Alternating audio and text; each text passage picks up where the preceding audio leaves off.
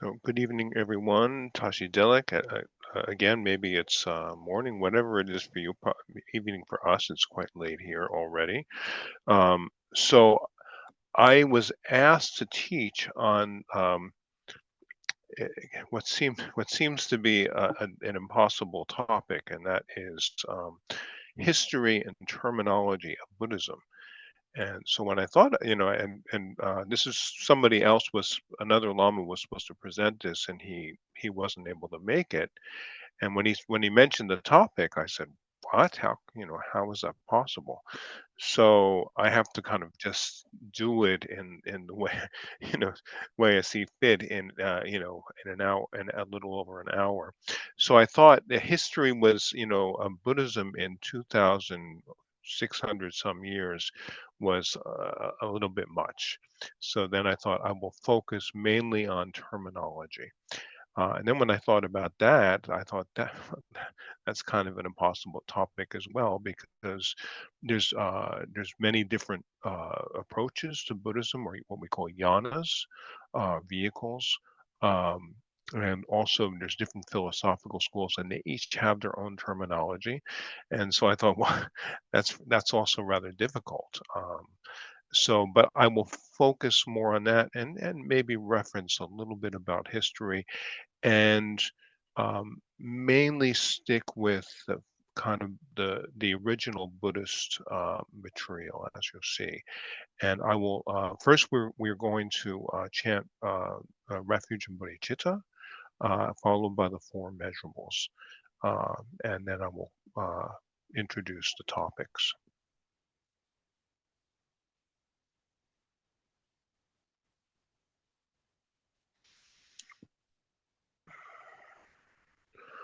오 산지 주단 속기 조남나 chanchu bardu dakni kapsuji daki jinso jipe sonam ki rola penchir sanje drupar Sanje chudan suki chonamna chanchu bardu dakni kyapsuchi daki jinso jipe sonam ki trola penchir sanje drupar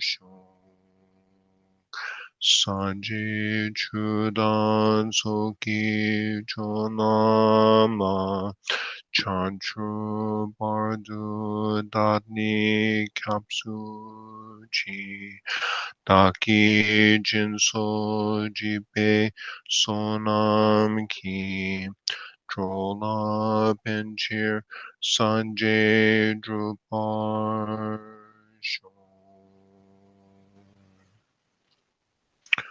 four measurables. Senchen tonche dewa dan dewe judan dempar jurchen duka dan duka ji judang trawar jurchen duka mepe dewa dan badang mi trawar jurchen Nidin chatan nidang trawe tanyum chempola nipar jurchen senchen tamche dewa dan dewe judan dembar jurchen duka dan duka ji judang trawar jurchen Tukame dewa dampadang midrawar churching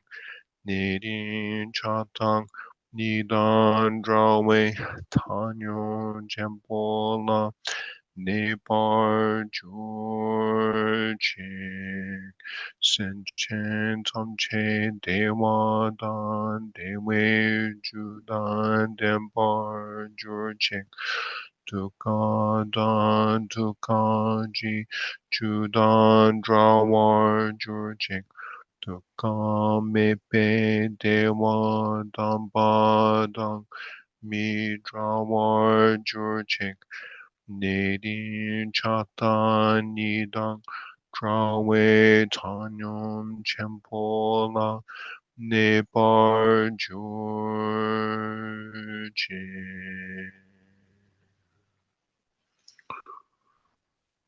Padin Sawen Lama Rinpoche, Dakichi Morpede Denshula, Kadrin Chempo Goni Jisunte, Kusun Tuking Udrup Sadhu So.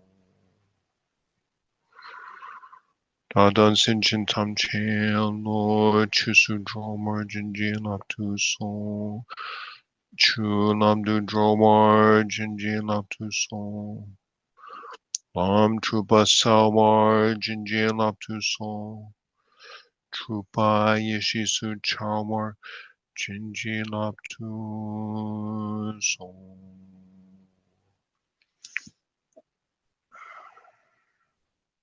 Lai Ke Danu Danu Jinke Drubu Data Mi Ke Nadang Droma Kunji Draki Jitsampar Tamche Ke Du Daki Chuten To Kangse Tamardupa Am Chungze Trimardunayang Gumbo Jamyan Dinini Gebe Payan Tomar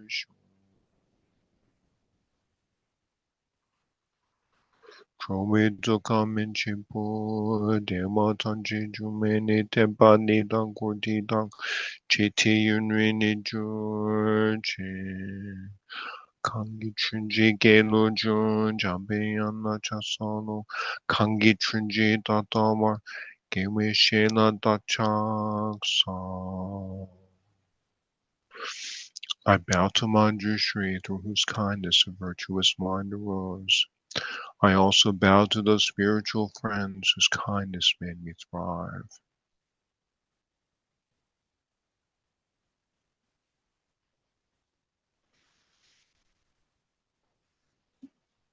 So those are our preliminary prayers to help us get started. So now I will introduce the text that I will introduce that I will begin to introduce some of the terminology.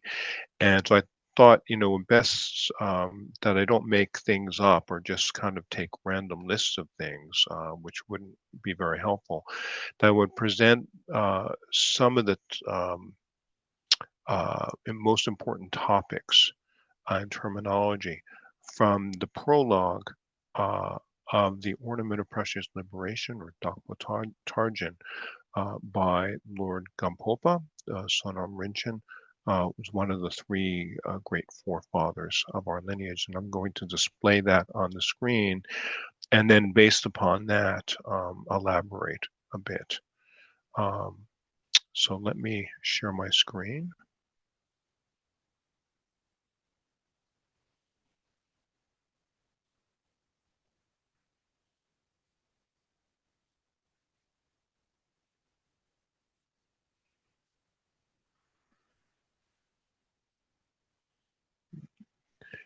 Are you able to see that?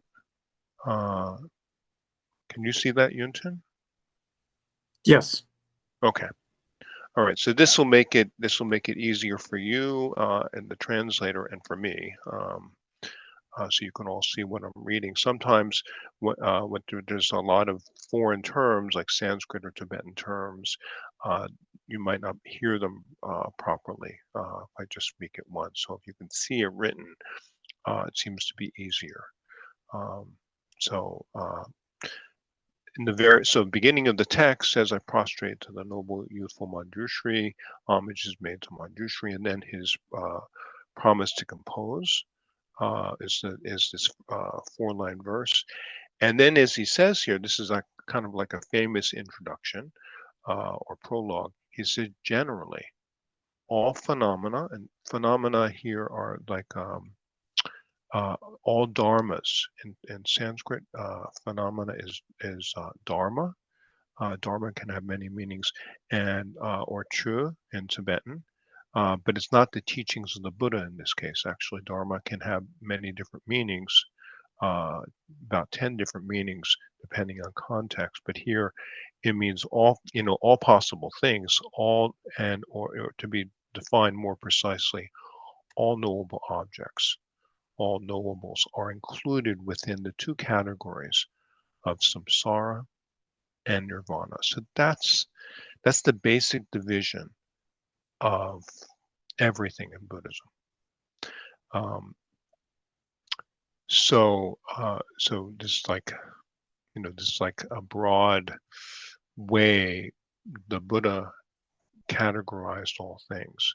And when he taught the Dharma to beings, he was very, very thorough about it. Um, it didn't really Dharma encompasses Dharma is like a vast ocean. In this case, the teachings of the Buddha. I mean, it just because the Buddha has to speak to so many different types of people, but here he's talking about all possible things. Um, so this is, this is kind of, in a way, it's hard to get our minds around. Samsara and nirvana comprise everything. Now, in the Abhidharma teaching, so Abhidharma is one of the scriptural divisions of Dharma. So we say that Dharma can be that the scriptural Dharma, the spoken teachings of the Buddha, can be divided into what we call 12 sections of source, 12 sections of scripture.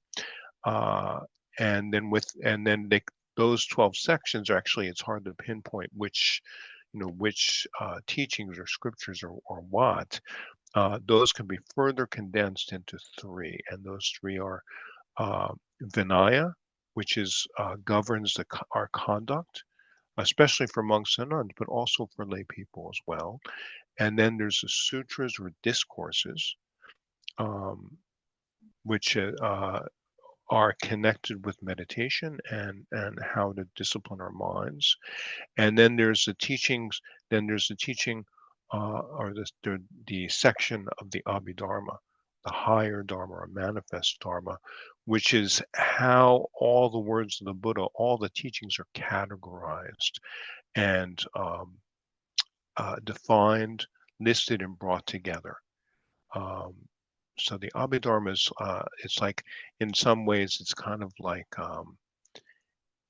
like a vast encyclopedia of Dharma, or you could even say it's like phenomenology. It's an overview of all possible things. So this is kind of like a Abhidharma classification. So everything is included within these two topics, samsara and nirvana. If you're new to Buddhism is, we have to we have to study a lot about what these things mean to really get a good handle on them. So then when we go a little bit more specific, then he continues here, that which is called samsara, it has the nature of emptiness. I'm not going to say, I can't say that too much about that now, but emptiness is the ultimate truth. It's the nature of all possible things. When we say empty, it means that although things appear to us, when we look for them, they don't, they don't truly exist in the way they appear. So we say, empty while appearing, appearing while empty. Um, so it's like saying they appear, but they're not truly existent. They're not ultimately real. If you try to find whatever phenomenon it is, you won't find anything. That's kind of like a simple way of so emptiness is the nature of all things.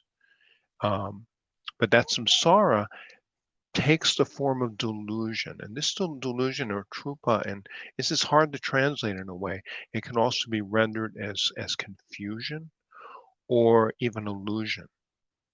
It's like an illusion, uh, which comes from a kind of a mistaken understanding that arises in our mind.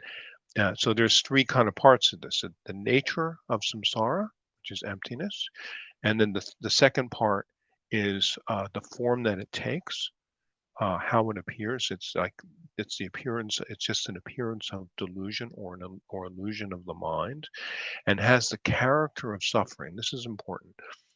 It's like the first truth of the first of the four truths. It's like the basic teaching of the Buddha. All you know. So everything connected with samsara, which is pretty much all we experience right now, is has the character of suffering or sort of unsatisfactoriness.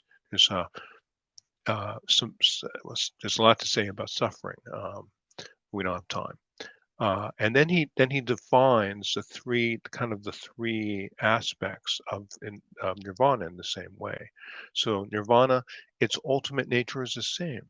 It's the nature of emptiness. It's the nature of all things, but it arises from or takes the form of that all that confusion, all the delusions of the mind have been exhausted, and they I just read the text. It takes the form of the exhaustion and disappearance of that delusion, and this is kind of describes the enlightenment of the Buddha.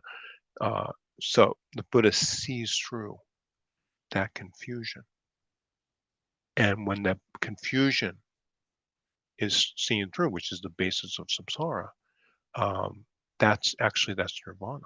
So that's what the Buddha recognized upon his awakening, and it has the character. So the three parts, right? So the nature or the kind of the basic essence or nature is emptiness. The form that it takes, you can say expression.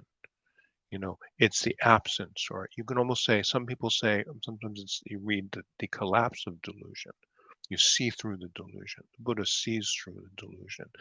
And it has the character of being freed from all suffering. So that's nirvana. That in a very, very simple way. So now we'll get into a little bit more.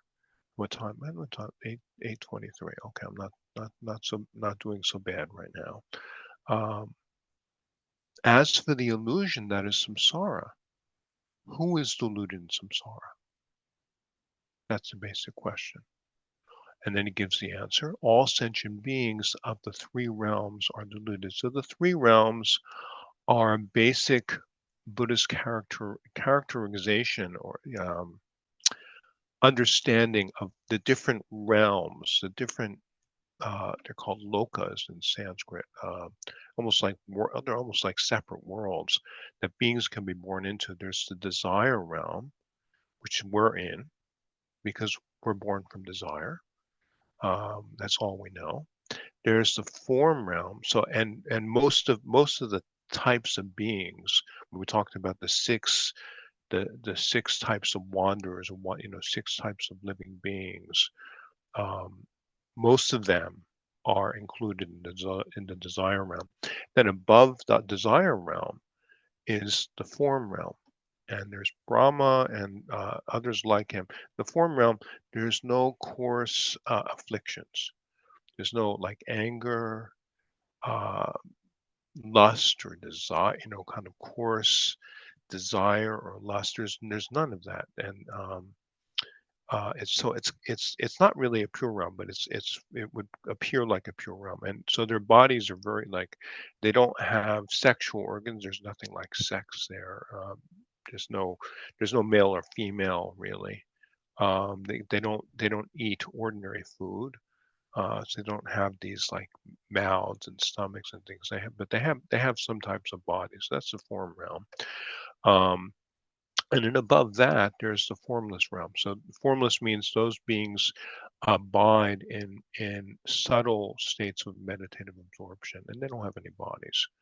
Uh, it's they're just sustained by a type of meditative absorption until it's exhausted. So those are the three realms of samsara. Uh, on what basis does illusion arise? That's another question that he asks. And the delusion arises from emptiness. So the emptiness is the nature of all things. So emptiness is the ground of all things. Emptiness is like the basis. What is the cause of this illusion? Right. So this trupa, I'm actually translating it in different way, the same word in different ways. So confusion, illusion, or delusion, kind of thing. It can almost like all rhyme in English too. So great ignorance. So this is another important thing to understand about samsara. So ignorance is the base is like the basic cause of delusion, and some and then because of that, the basic cause of samsara. How does this delusion appear? Illusion is the experience of this. And now we get the six classes of wandering beings. Six classes of wandering beings. This is I translated this term. It's drowa in Tibetan, but they called like they're literally movers or goers, or they're wanderers because they take birth one lifetime after next incessantly in one of these six realms. And so if you start from the lowest, there's the hells, the the world of the hungry ghosts, or pretas.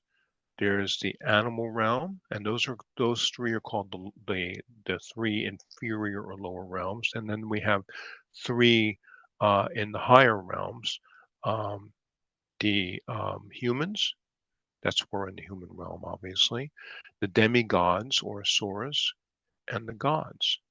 Um, so those are the six classes of wandering beings. And so what they experience is confusion. What they experience is like it's just an illusion. Um, but it varies a little bit depending upon the karma of how they take birth. So what are the examples of this illusion? So illusion is like in the sleep and dream. These are like famous examples. So sleep, in particular, sleep exemplifies the ignorance, which is at the basis of samsara. Not this kind of not knowing what is correct, what is incorrect, not knowing what to take up, what should be given up, and so forth. So that's like sleep is like ignorance, or I'm sorry, the other way around. Ignorance is like sleep, and then dream exemplifies um, the experience of our experience, the experiences of the six realms of beings. We experience slightly different things based upon our bodies and our karma, our kind of mindsets. Um, but it's like a dream; it has no true existence. So, how long has there been confusion? How long has this confusion persisted? Might ask. And so the answer, delusion has been present since beginningless samsara. So this is another kind of important feature of Buddhism, that in most religions posit a creator deity as a basic cause, or something like a prime mover or creator deity, first cause, something like that. And Buddhism, there we said it's kind of impossible to find a starting point for samsara. Everything has its own cause and conditions. The cause of this life is the karma that we created in our previous lives, but it's an endless regress. You can't find the your first lifetime. That's impossible. You can't find the beginning of samsara. That's why we talk about beginningless samsara, because it's beginningless. It's also it's also endless, or potentially endless. So then he asks, then the next question is, what is wrong with illusion? And this is we all have to understand this. This is the big question, because the problem with that illusion of samsara, its experience is nothing but suffering.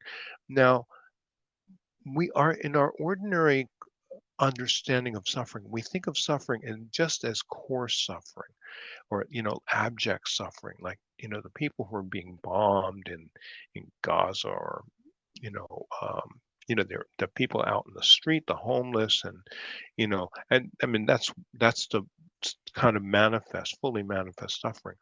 But when we talk about suffering, it could be, it actually, suffering could be very subtle and actually encompasses all of our experience. We don't have time to talk about it too much now. Even pleasure, ordinary pleasure, or any kind of mundane happiness is actually it's kind of like it's a little suffering because it's going to change and disappear. This is the problem. So its experience is nothing but suffering in the final analysis. And when will this delusion? The next question is, if we're thinking like a Buddhist, we hear about the life of the Buddha and the great bodhisattvas, the great teachers, then what's the possibility of this delusion arising as wisdom? That's a fair question. When the highest awakening is attained. And highest awakening is it has many synonyms: enlightenment, or awakening bodhi in Sanskrit, non-abiding nirvana, uh, or Buddhahood. So when you attain Buddhahood, you know um, this perfect enlightenment, um, that delusion disappears. Because the delusion disappears, um, that suffering that all the suffering that characterizes samsara disappears along with it. So this is really, just like the basis of the path. The base, we need to understand this very clearly so that we can take up the path. This delusion will dispel itself. You should know that samsara is notorious for being without end. So these opening lines are really profound. I've taught this before, and I just marvel at them. And so we're gonna talk a little bit more about this, but I'm not going to go into the rest of this. Is a little bit more because I want to talk about the four truths, the truths of noble beings, because this is also, let me make this bigger. This is like the most foundational thing, and all like the different categories are here. So again, I'm going to go through this in a little bit more detail and take uh, um, kind of a closer look at this first statement, um, from the Ornament of Precious Liberation, the Zopa Tarchin by Lord Gampopa.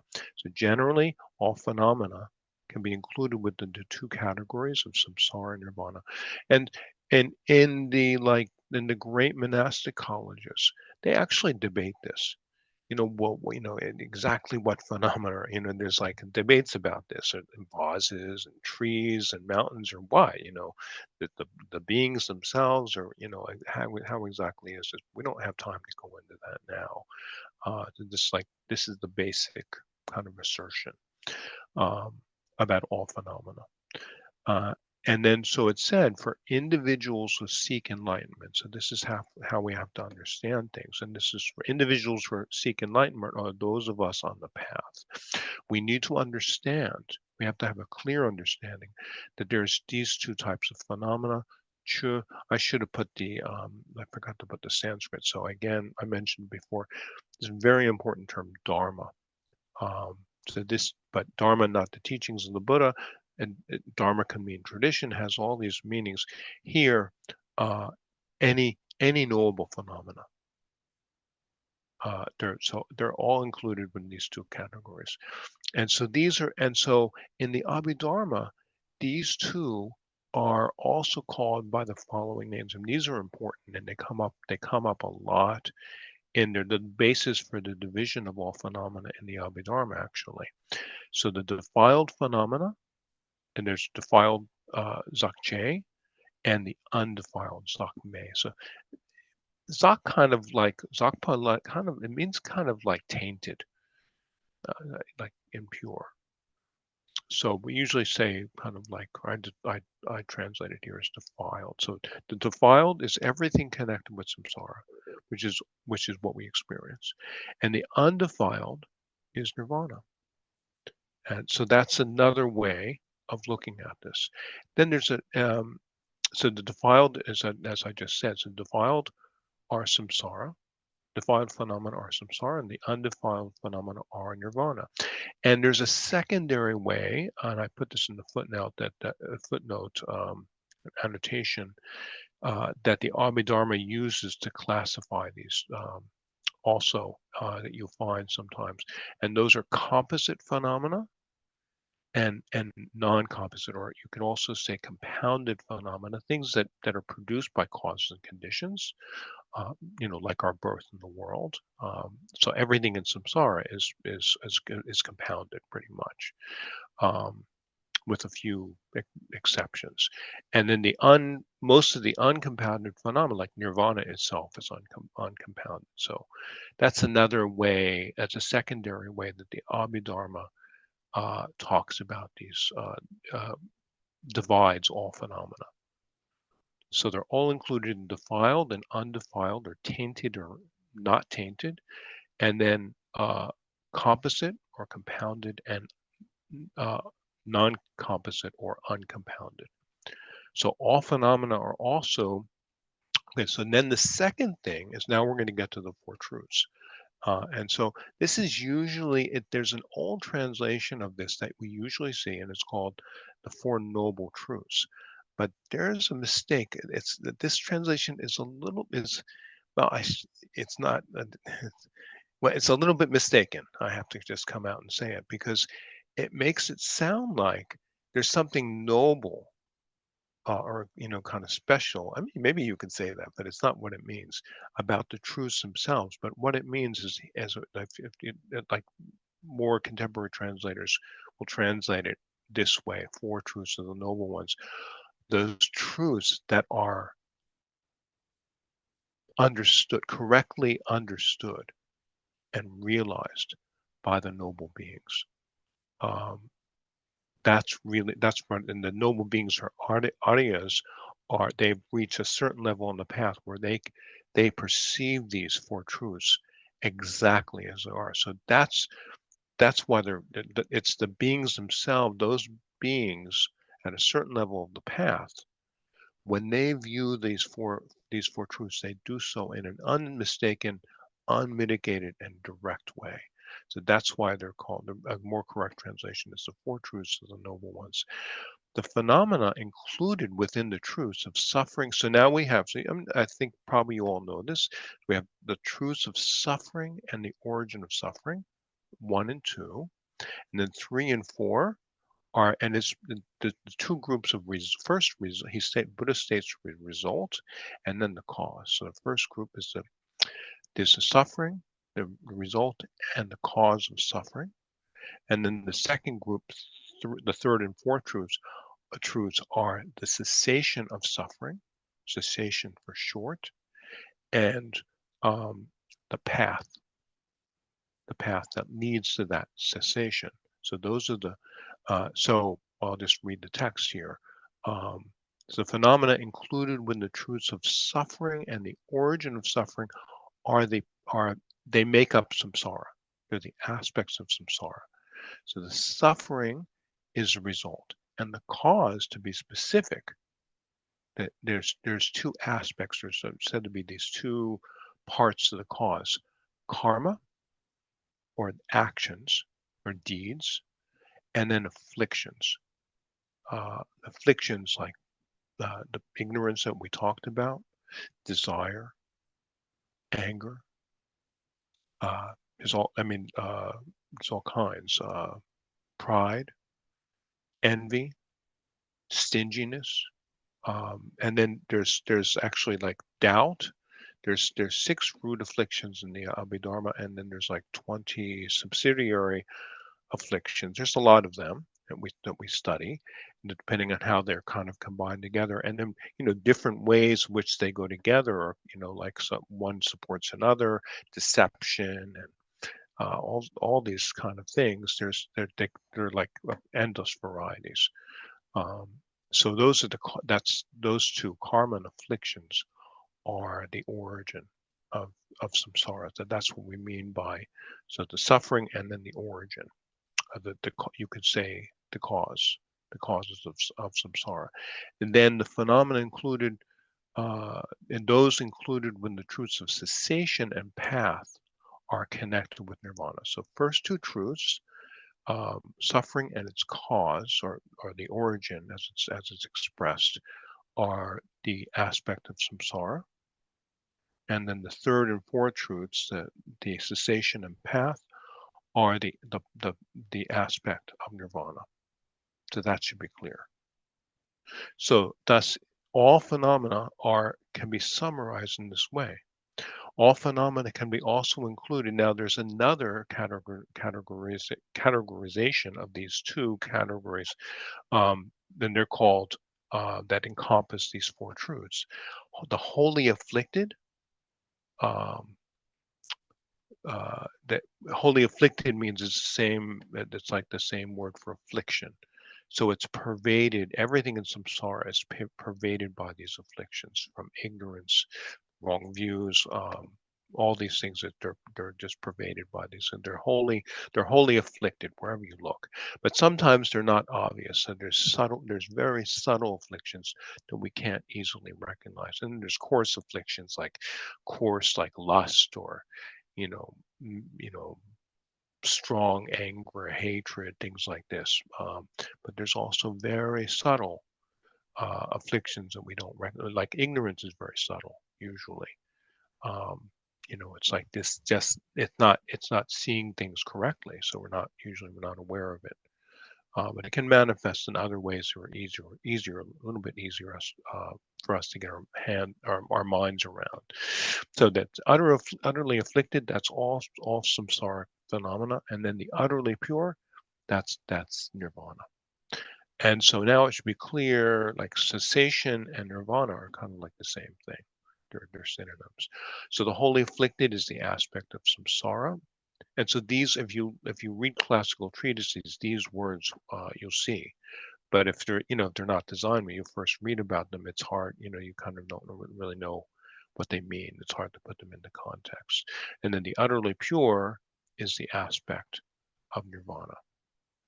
Um, and then it said, here, and so I got a teaching on this from like actually many different masters. One thing that Karmapa said, one of the teachings that I received from him, he was talking a little bit about these four truths.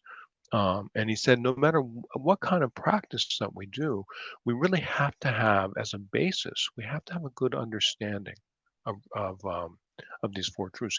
Even like the most basic Buddhist practice is going for refuge, or sometimes called taking refuge, like we did at the beginning of this session. And even if that's all we do, actually, that's a profound practice. It's an essential practice that all Buddhists need to do.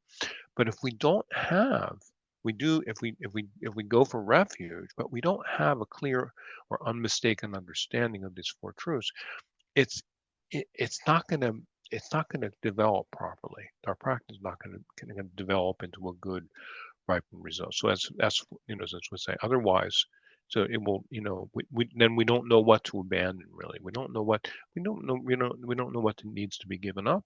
We don't know what we need to take up or practice. And in that case, our practice itself is because we don't have the proper understanding, which sometimes what we call the view. We don't have the proper view. Our practice will not ripen into a good result. So these four truths are extremely important to understand. And then that's kind of theoretical. And then there's a classic way of kind of a classical example for these four truths, which is really, I found really, really helpful. And this, it's not something I made up. It actually comes from Asanga, and you read it, and because Asanga was one of those great, Indian Buddhist masters, one of the greatest masters of India, and his works are considered authoritative. His work, the Bodhisattva levels, that's where it comes from. So you can read, what the source of this is a Sangha. So he gives an, like this metaphor, and so it goes like this. So now it's kind of nice for you to see. For the four truths can be exemplified by illness and recovery. So one can get an illness, such as cancer, or whatever it is. No one wants to get cancer, but it happens to many people. Then that's like That's like the suffering. Then there are all the causes and conditions for the arising of that particular illness, right? So the physicians have to find the cause to be able to cure it. And those causes and conditions are like the truth of the origin. Sorry, I have my Tibetan notes here because the originally this arose out of my teaching notes. So I took out some of these Tibetan um, source words, but not them all. So I apologize about that. So that's like the origin of suffering and all the pain. And then, as we said, then all the pain, suffering, and discomfort, or I didn't say that before, that particular illness might bring that, it accompanies the illness, right, in some way. So that, you know, whatever the particular symptoms are, is like the truth of suffering. So we have, you know, whatever it might be, it's going to have certain symptoms. And, that's like, and it manifests as certain types of bodily suffering, whatever it is. Even like a toothache, which is easy to identify, and then whatever the causes of that toothache are.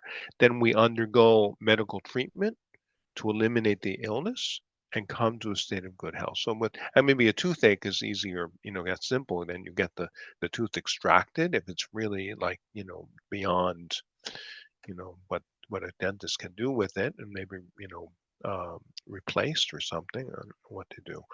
Um, and then so we can come to a state of good health again.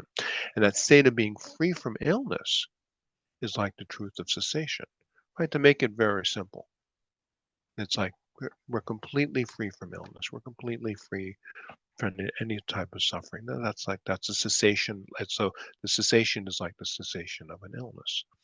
And all the treatment that we undergo, which is often painful in itself, but the treatment we know we have, there's no way around the treatment.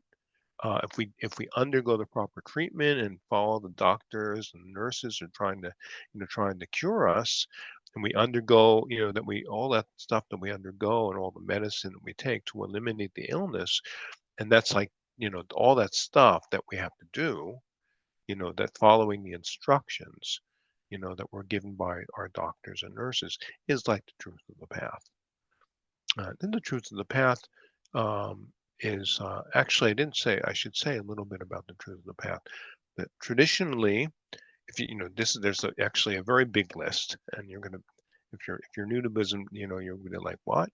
But we talk about the 37 factors of enlightenment, or factors that are conducive, literally conducive, or in harmony with enlightenment. They start with the four foundations of mindfulness, which are well known in the West now, and then there's some lists in the middle that are not so well known, except for the eightfold um, what's called noble path. But again, it's the path of the Aryas. There's eight of them, and the others are not so well known. But if you boil down those 37 aspects of the path into like the most basic things, then we say they're all included in um, Shila, or discipline conduct. Some people call it like ethics. The problem sometimes is that different translators use there's no standard English terminology.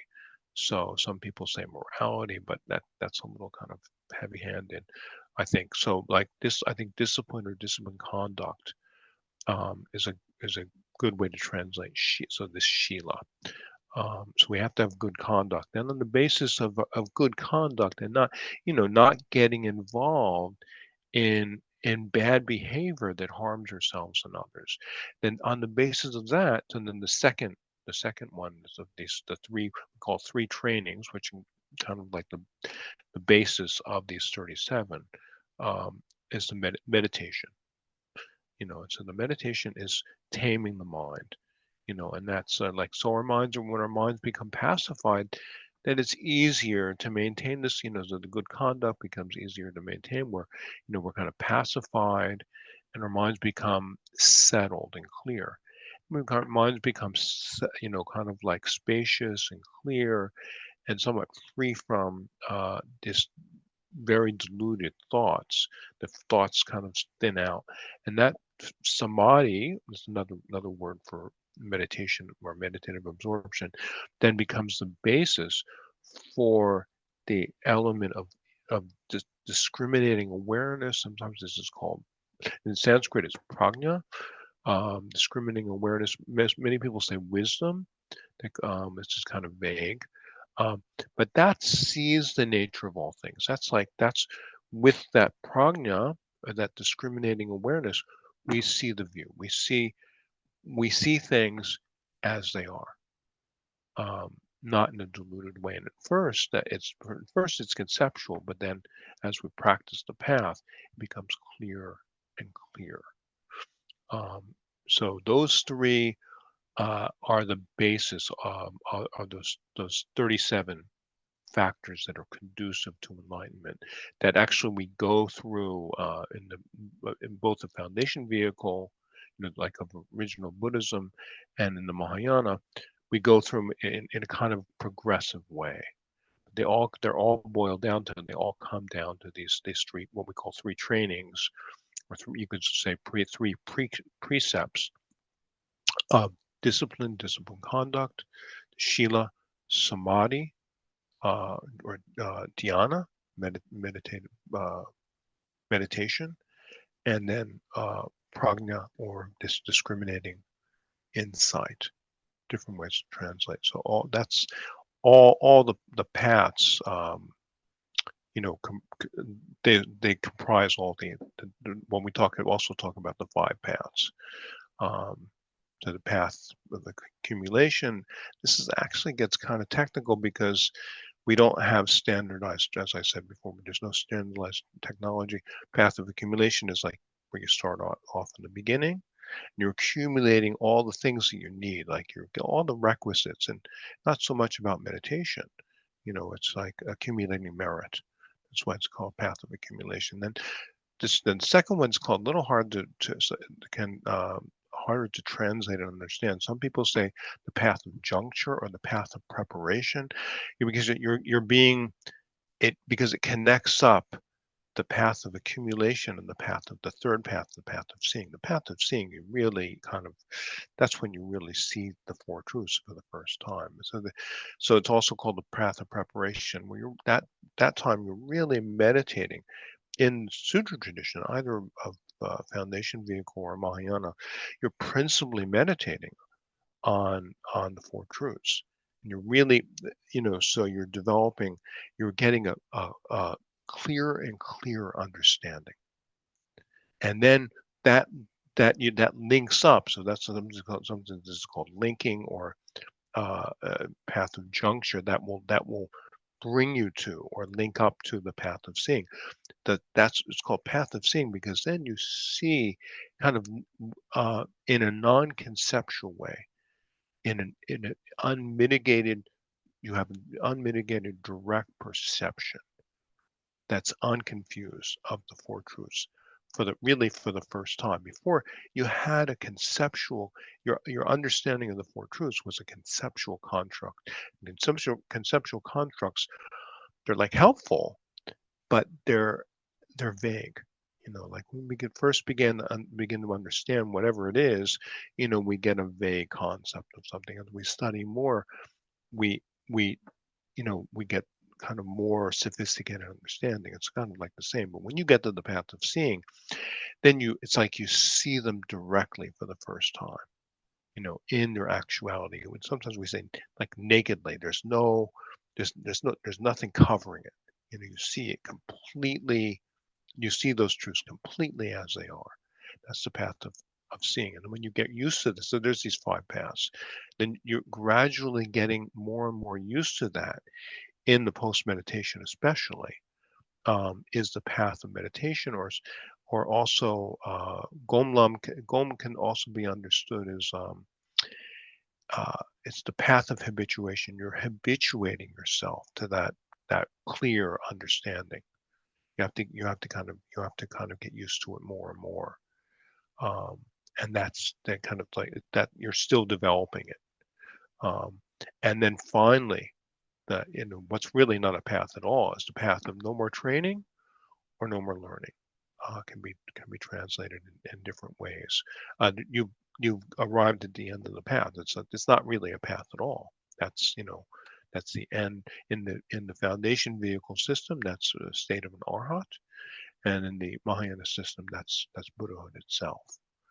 Um, so that's the path of no more learning. It's not truly a path. You're not, you've completed the path at that time. So really there's four paths and the fifth one is more like the result. But we classically we just you know we we can't make things up. They talk about five paths. So that's how it is. Um, and then there's a famous quotation by this guy. There's a great one of actually he was one of Gampopa's teachers, one of his Kadamba teachers. So this Kadamba Geshe was his name was Ngrupa, and you can read about him actually in like on Popa's life story. And he was a Kadamba Geshe in the lineage of like Kadamba is like the lineage that came from the great Pandita Atisha who came to Tibet several generations before Lord Gampopa in like 10th or 11th century, maybe 10th century, maybe 11th or early 11th century. I have to check. Anyway, so Nugurpa was like maybe one or two generations after Atisha. And so Nugurpa is really great, great master, great scholar, great meditator. And then he made this famous statement, and he said that all the Buddhas of the past, present, and future, so especially in the Mahayana, there's a lot of Buddhas. There's Buddhas of the past. We talk about all the Buddhas of the three times in the 10 directions. It's a lot of Buddhas, and even in this excellent eon of what's called the excellent epoch or time that we live in, there's going to be 1,000 Buddhas. So it's like there's a lot of Buddhas, and they're in all directions, and there's Buddhas of the past, present, and future, and all the directions are uncountable Buddhas. But all of them and everything that they taught, all the as he says here, the entirety of their words as well as the mountains of text that they wrote. And Buddhism, we're really like, like other religions, it's kind of simple. And it's like it's like they hold up a book and like the Bible, the Quran, or something, and they point to it, and it's like it's all here. But for us Buddhists, it's especially in the Mahayana, we have a like in one edition of the Buddha's words, like 103 uh, edition, 103 volumes of the Buddha's words, and then if you add the treatises of the great masters, there's 220 some treatises and they're long. There's like so there's like when he said there's mountains of text, I like the talk about like the ocean of Dharma.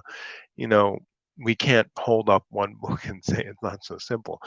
Sometimes we do. Sometimes we say this one sutra, this text has it all. But there's just unlimited text, and you add all the tantras to that, and it's kind of like, it's like really, it's like an ocean. He says here, the mountain detects everything that these great masters composed, all the Dharma that was spoken, and, everything is summarized and explained two things and two things only. This is from the perspective of a practitioner. How it is that samsara originates, that's the cause of this mess that we're in now, and how it can be reversed. That's all of it comes down to that. We have to know how to reverse, how to get, how to uh, reverse, undo samsara. Without the understand, that's why we have to have understanding of the view. We don't have a good understanding of the Four Truths, the various elements of the Four Truths, and especially the path. It's without a good understanding, we won't be able to reverse it because our practice won't be complete. So this is, as he says here, this is the intent of all the Buddha's words. This is a famous kind of in Sanskrit. This is called Buddha Vachana. All the what are recognized as the authentic Buddhist teachings in Tibetan, we talk about like the kanji, the translated words of the Buddha. They also include things like the Heart Sutra, which is taught through the Buddha's blessing by the great Bodhisattva Avalokiteshvara, or Chenrezig includes things like that in the Mahayana. So all of these things. So that's with the Buddha's word, the Buddha Vachana. Is a famous kind of term. All the the original teachings of the Buddha, uh, Sanjika in Tibetan. All these authentic scriptures, are about these two things and just two things only. So how samsara originates, we have to know, and how we can undo it, how we can reverse it. We talk about like the 12 links of dependent origination, very important topic. And then, when we understand that, then we can begin to unravel those, reverse those. And that's the meditation of a certain class of Buddhist practitioners, the Pratyeka Buddhists. That's like their main practice. So and then she says all the scriptures and treatises. The treatises mean the great works by the great Indian masters, mostly like Nagarjuna and Asanga, who I mentioned, Shantideva. There's many like these Nalanda Panditas, Atisha. So it's like there's many of these things, and many of these treatises in there's like, as I said, in the Tibetan Tenjur, which is these collected or translated treatises, there's over 200 volumes. So just that alone is very vast. Um, so they all come down to this very point. So now it's 9:02, and I actually got through the whole thing. Um, so another thing maybe we can talk a little bit more about. So like Buddha, Dharma, and Sangha.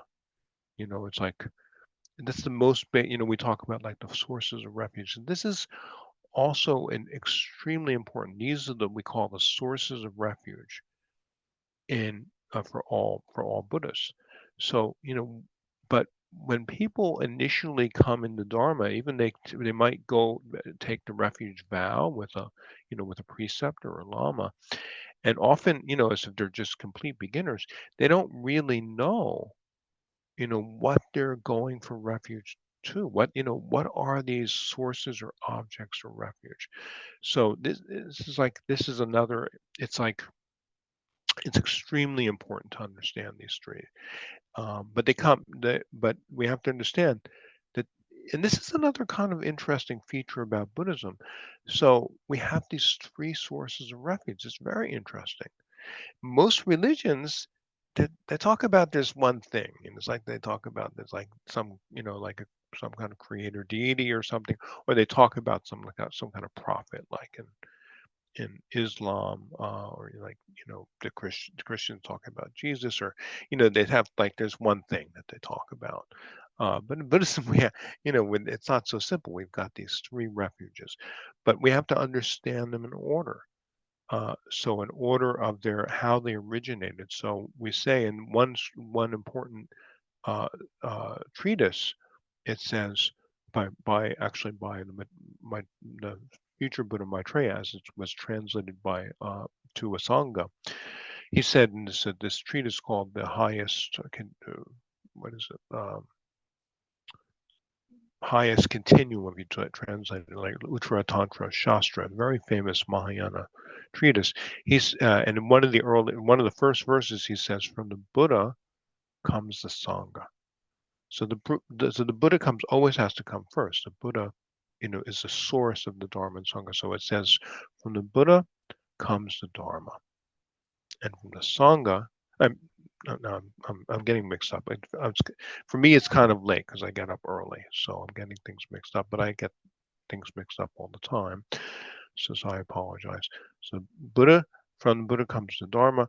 From the Sangha, no, I'm sorry. I did it again. From the Dharma comes the Sangha. So the Sangha so we have three jewels. There's also, this is another explanation actually for a long time I thought, why are these things called jewels? What's up with these jewels or the triple gem? It's like, and there's actually also from the same treatise, this Uttara Tantra Shastra, there's actually there's a big explanation of why this is. We're not going to get into that now. Um, but anyway, so the Buddha, you have to have the Buddha first. So the Buddha, like that, when we talk about the historical Buddha Shakyamuni, but what we're talking about is the different ways of kind of like defining what the principle, what Buddhahood itself is, that what's the common characteristic of all Buddhas. What a Buddha is in essence, and in the simplest way of understanding what a Buddha is the Buddha has eliminated or dispelled all possible shortcomings, including all the delusions, right? All the ordinary flaws that we, you know, ordinary sentient beings have. Sometimes we're greedy and jealous, and but it's not. Sometimes they're, our faults are not so manifest. Sometimes they're very kind of apparent. Oftentimes we don't really recognize them. But so the one part of this explanation, there's two sides. There are kind of uh, two sides to it. So the first part of the explanation of what a Buddha is, Buddha's completely eradicated all possible defects in their beings. All those things have been completely dispelled, and then they've perfected, or they've perfected all the good qualities. They've realized everything there is to realize. They perfected all the good qualities. That's the simplest way of understanding. We you could say defining. What is a Buddha in actuality. What's the nature of Buddhahood. And there's other more elaborate ways. So some people say that the Buddha has awoken from the sleep of of ignorance. And there's many different ways. They have all the the physical major and minor marks of physical perfection. There's all these other things, but basically they've eliminated all possible shortcomings in their being, uh, over a long period of time. They go through the path over many lifetimes, and then they've perfected or they've realized everything there is to know, and they've perfected all the good qualities. So that, in a nutshell, is what we mean by Buddha. And then Dharma, is kind of like hinting at these different aspects of Dharma. So Dharma, there's these really Dharma is everything, is comprises these two, the third and fourth of the four truths. So Dharma in itself is the result, the cessation of suffering, or nirvana. The result we get from practicing, the final result, and then everything connected, every possible aspect of the path. So all the paths that I mentioned, the 37 factors conducive to enlightenment, these three trainings, and all the kind of parts of them, the four foundations of mindfulness, the four perfect abandonments. There's all these things, all these elements. Um, so all the elements of the path are, so that's all included in Dharma. We also talk about the scriptural Dharma, the verbal teachings of the Buddha that in most cases were written down and translated into various languages. And then, that's the Dharma, that's like the causal Dharma. And then the resultant Dharma is, as I just said, it's these two, the third and fourth truths of um, cessation and the path. So that's all the Dharma. That's what is real. There's nothing other than the cessation and the path. The path is traversed by all the great Buddhism Buddhists or they were traversed by all Buddhism Bodhisattvas without exception, the great Arhats. And then they realize that, the respective results of those paths. And in terms of a foundation vehicle practitioner, it's state of an arhat, and in terms of the Mahayana practitioner who versus the Bodhisattva path, it's Buddhahood, um, or the non-abiding nirvana. So that's all Dharma. So we also talk about broadly speaking, the Dharma of Scripture, the causal Dharma, and this Dharma of realization, which consists of these two aspects of cessation and path. And then Sangha, and Sangha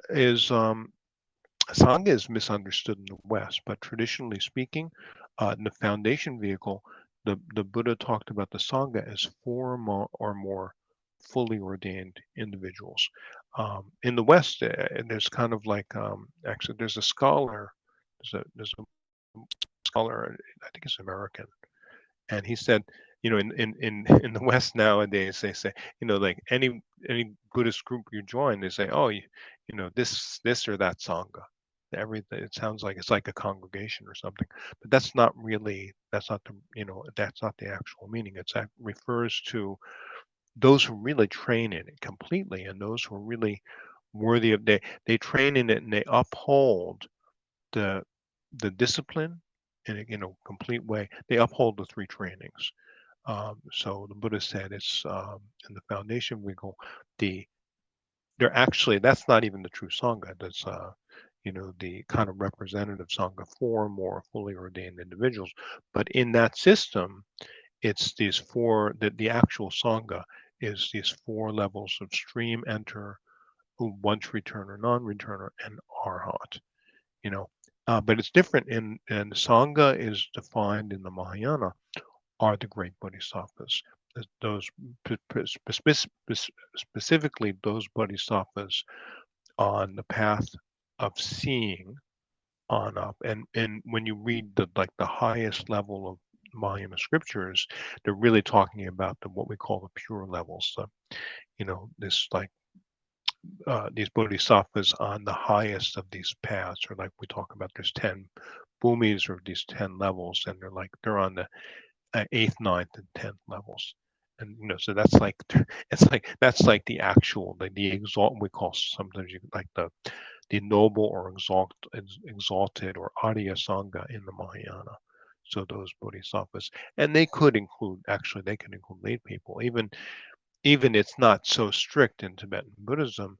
We say that the great yogis or the ngakpas that have spent time in retreat, who like may be married or whatnot, but they've spent a long time in retreat. Those yogis would be included. Sometimes they're called ngakpas. Would be included in the sangha. So that's it's that actually it's so sangha is defined uh, differently in a very specific way in the different vehicles. So we have to be clear about that. But it's never, like one of the Buddhist scriptures says, it's in one of the sutras, one of the famous sutras is called the Sutra of the Recollection of the Three Jewels. One of the things we chant all the time, when it talks about the qualities of the Sangha, first it talks about qualities of the Buddha, qualities of the Dharma, qualities of the Sangha is the last thing. And it says, those who are worthy of joined palms, those who are worthy of prostrations, those who are straightforward, are literally like not kind of twisted. Those who are worthy of prostration, those who are worthy of giving alms and offering, are the sangha. So that's the idea is like these four or more like monastic sangha. Nowadays we have to translate it monastic sangha. But if in the Mahayana, if you really develop your practice and you really develop the qualities of the bodhisattva, then even in the foundation vehicle, then at a certain level, of course you're the nature of the sangha, because all your deeds are beneficial. So at that point it doesn't make any difference. So sometimes they say, even like in the foundation vehicle, like or the bodhisattvas, sometimes they appear, sometimes for the benefit of beings, they appear as householders, but they're really not. They have very high realization, so they appear as householders, but their realization is such that they're like they're like the ultimate monks and nuns. And ultimate in the sense that they've actually destroyed the afflictions. They've eradicated the afflictions, and they're in terms of the bodhisattva path, they're supremely helpful, supremely beneficial to beings. So they're like, so in that way, because you have to understand, the sangha, they should be able, there should be they're understood as a source of refuge, right? So it's not, you're not talking about a, completely ordinary being, really. That's what we say, even in the foundation vehicle, it's really not even like the representative sanghas, like these, four main or four more fully ordained individuals. It really comes down to these stream enters up to arhats, right? These four levels. When I first started studying Buddhism, actually, I heard this term stream ender, and I thought, well, I must be a because I didn't know anything, and people think this way. I thought I must be a stream enter, and like that's when you're first kind of getting into the Dharma. But I was, it's like, that just shows I hadn't studied before, and I had a very kind of very incorrect understanding. So it's if you really want to pursue the Dharma, is really important to study. It's important to have a really good teacher. And nowadays, it's unfortunately, I have to say, there's many people who call themselves Lama. And in a way, I'm kind of one of them. I don't really have the qualities, but people call me Lama. But I mean, there's really people, especially in the West, and they say also in China. I've heard that they just call themselves lamas, but they're not really trained, and they really have impure motivation, but they're they're good at convincing people that they really know what they're talking about. And also there's many fake monks and nuns, and this is also like, especially in India and like in Asian countries, because the Sangha, the monks and nuns, get offerings. These big prayer gatherings, these people dress up, as monks and nuns, and not as much, not as many nuns, I think, but more monks. And these people learn how to shave their heads, and this is a big problem nowadays. So we say, so you have to have a really good teacher if you want to practice the path, but you should really check, that person out and make sure, that they're really sincere. And, you ask yourself, well, who authorized them? And oftentimes even the fake ones are very good. Oh, it's like, oh, I have this and this and that, and they make up various things. But this is why you kind of have to kind of examine them. Buddha talked about examining, one's prospective teachers, as we call spiritual friends, or uh, you know, uh, lamas, very carefully for up to 3 years. So that's extremely important. So study, and then when you're given the practices, like when you go for refuge, there's a precepts of, we talk about the precepts of refuge, three things to be given up. And if we go for refuge, we take the vow. We don't know what these precepts are for keeping the vow. We might end up doing things that are not in accord with the vow, and then we will never progress, simply either because we don't know, we never learn what these precepts are to uphold the various levels of vows, you know, or we might have kind of heard them, once or twice, but maybe we don't remember. But many times people take these different levels of vows, but they don't really know how to keep the vows, and so then, not knowing how to keep the vows, they end up contravening those vows. And then instead of progressing on the path, we end up, regressing. So that's, in order to find out about the various levels of precepts, whatever level of vows you take, from refuge to pratimoksha, or individual liberation precepts for householders and monks, we have to know what do the vows entail. How do I hold these vows purely? Then the bodhisattva vow, it's much more extensive. The bodhisattva vow has all these precepts that what we must not do. The things that we talk about, like four black actions, for Black Dharmas that if you do any of these things, your bodhisattva vow is gone. If you don't, we don't know what they are, there's a danger that we can do one of these things, and then we don't know how to progress on the path because we don't know, the things that we need to undertake, especially for the bodhisattva vow. It's more extensive, and then for Vajrayana vows, this we call secret mantra or samaya, it's even more difficult and more extensive. But we have to start at the beginning. I shouldn't talk about that now. If you have a good understanding of what the precepts are of like refuge and bodhicitta, then you have a really good foundation. And then you really have to resolve. I'm going to we talk about like, or not me, but the great teachers talk about being careful about your conduct and make sure that our conduct is in accordance with those precepts. And then because we're ordinary beings, sometimes we do contravene the precepts. When we recognize that, then we can, and like in Bodhisattva vow, the great thing is there's ways that we can renew or purify those vows. There's many things that we can do. So these like remedial methods are a big part of Dharma we need to know as well. Now I'm going on and on.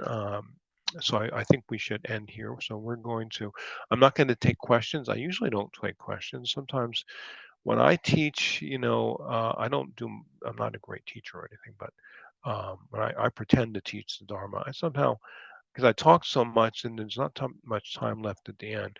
But then most of the people I teach, then they know me. I say, well, you know where to find me. And sometimes people send me emails and such. So that's possible. But also for another reason is in this particular series, which I didn't really have much to do with. I'm just kind of like I was asked to teach this particular one.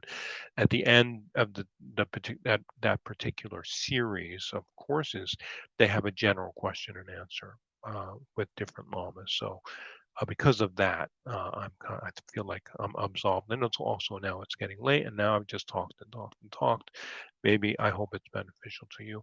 We will close with the dedication prayers. And please keep in your mind, I think really important in our world, we have these two horrible wars going on at the same time.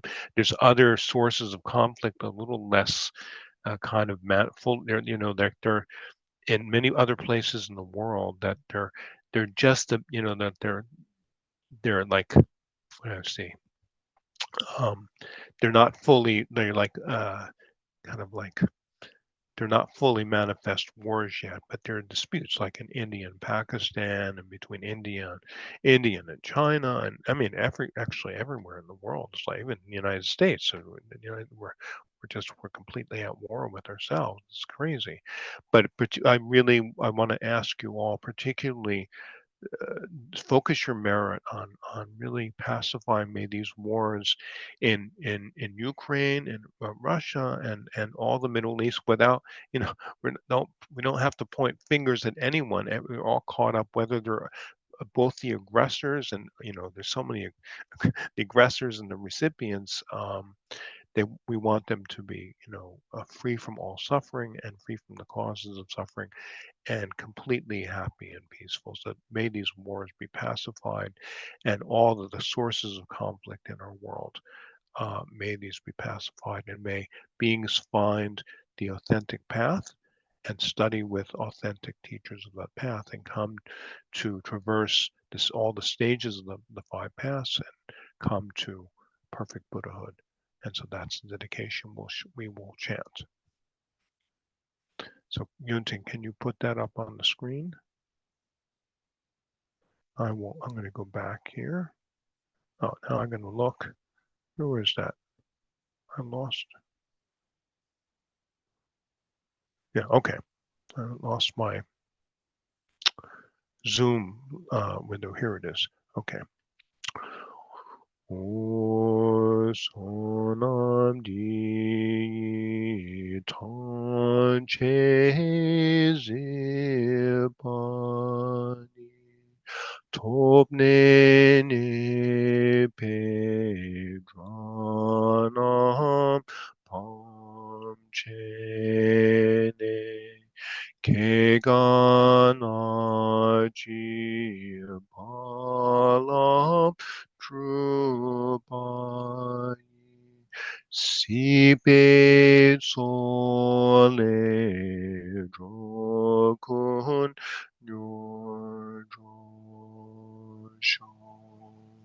you have, let's just skip to the end. There's many dedications I think they usually use. We'll chant a prayer for bodhicitta. You have that. But how does it go?